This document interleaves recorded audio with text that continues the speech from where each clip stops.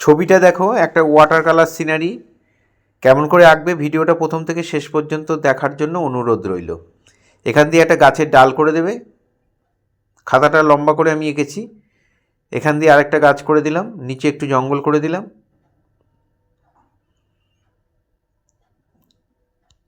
এখানে দুপাশে দুটো জঙ্গল করে দিলাম, এখানে একটা সিঁড়ি করে দিলাম,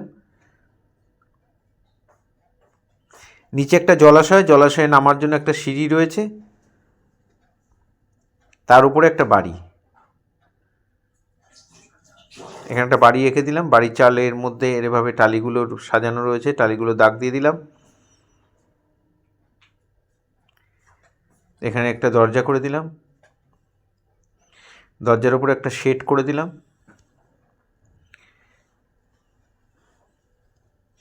এখানে একটা জানলা করে দিলাম, দূরে জঙ্গল করে দিলাম, আর ঘরের পেছনে একটা গাছ করে দিলাম। আর বড় গাছটার পাতা কতটা হবে সেটা একটা আউটলাইন করে রাখলাম।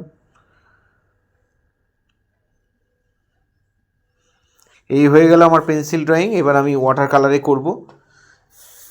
প্রথমে প্লেন জল দিয়ে একটু আকাশটা ভিজিয়ে নেবে। খুব মন দিয়ে শোনো, মন দিয়ে দেখো, তাহলে তোমরা অনায়াসেই করতে পারবে। ওয়াটার কালার খুব কঠিন জিনিস নয়, খুব মজার জিনিস।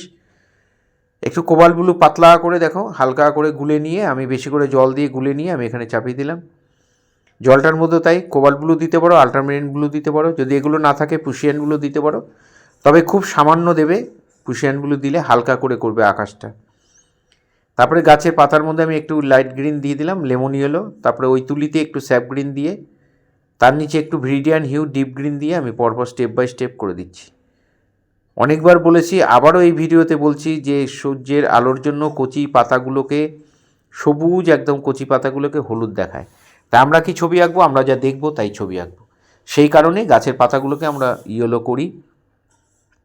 এখানেও তাই বড় গাছটার মধ্যে একটু ইয়েলো, একটু স্যাপ গ্রিন, তারপর ডিপ গ্রিন। নিচের দিকে যখন যাবে তবে ওই তুলিতেই একটু, তুলির দেখো কোন জায়গায় ধরেছি, ঠিক উঁচুর দিকে ধরবে। আর তুলি ভর্তি করে রং নিয়ে করবে, একটু হালকা হালকা করে করবে। 40% রং নেবে আর 60% জল দিয়ে সুন্দর করে তোমরা মিলিয়ে মিলিয়ে করবে। রং সবসময় ছোটো ছোটো প্যালেটের যে ছোটো ছোটো খোপ সেগুলোর মধ্যে ঢালবে, আর বড় খোপের মধ্যে তুলে অল্প করে তুলে নিয়ে বেশি করে জল দিয়ে গুলে তারপরে করবে। ওয়াটার কালারে ট্রান্সপারেন্ট ব্যাপারটা যেন থাকে, স্বচ্ছতা যেন থাকে, পরিষ্কার পরিচ্ছন্নতা যেন থাকে। তোমরা চেষ্টা করবে আর্টিস্ট কালারটা ইউজ করতে, যাদের কাছে নেই তারা স্টুডেন্ট কালার করবে। স্টুডেন্ট কালারটা এতটা গ্লেজি হয় না, খুব করার সময় খুব ভালো লাগে, কিন্তু পরে এগুলোকে একদম ম্যাট হয়ে যায়, বালি বালি মাটি মাটি হয়ে যায়। সেই জন্য তোমরা চেষ্টা করবে আর্টিস্ট কালার ব্যবহার করতে, যে কোনো কোম্পানিরই হোক।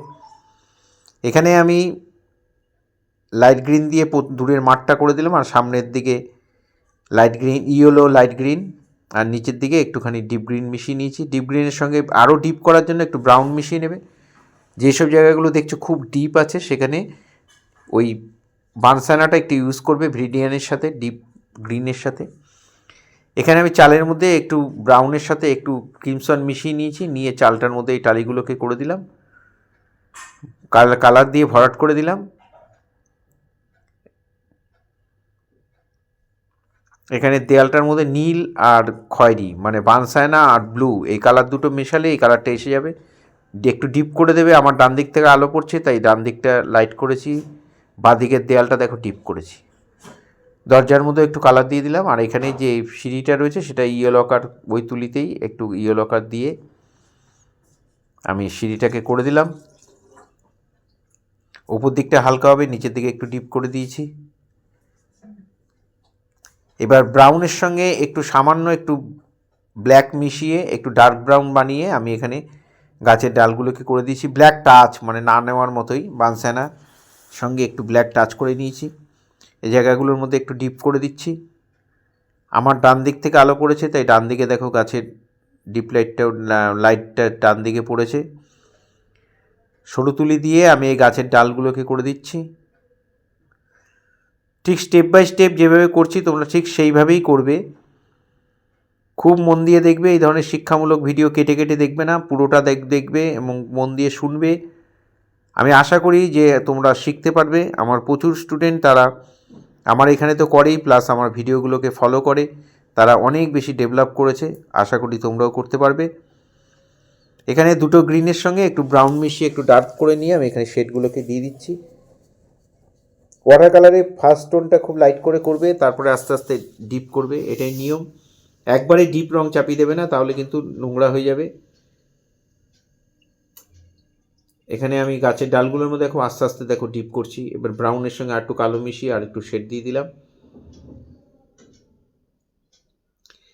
চালের এগুলো ব্রাউন মিশিয়ে মিশিয়ে আমি এই শেডগুলো করে দিচ্ছি। চালের যে টালিগুলো রয়েছে এগুলো আমি যে কালারটা দিয়েছিলাম তার সঙ্গে একটু ব্রাউন মিশিয়ে আমি এই টালিগুলোকে করে দিলাম। এভাবে ডট ডট ডট ডট করে দিয়ে দেবে, একটু সরু তুলি দিয়ে দেবে, 3 নম্বর কি 2 নম্বর তুলি দিয়ে করবে।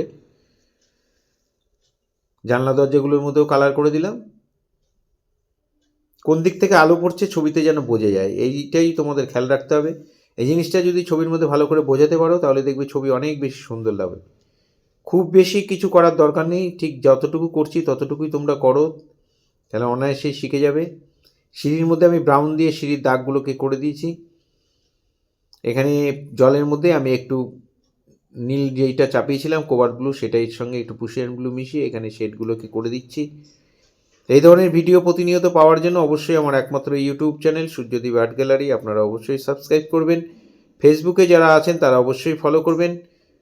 পুরো ভিডিওটা দেখার জন্য সবাইকে অসংখ্য ধন্যবাদ।